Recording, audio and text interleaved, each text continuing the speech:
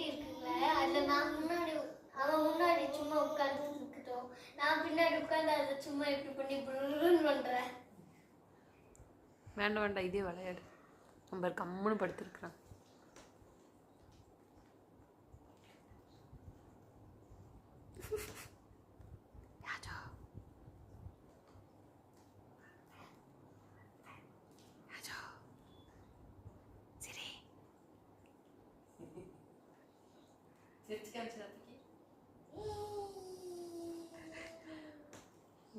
அக்காலும் தம்பி என்ன அநியாயம் பண்றீங்க?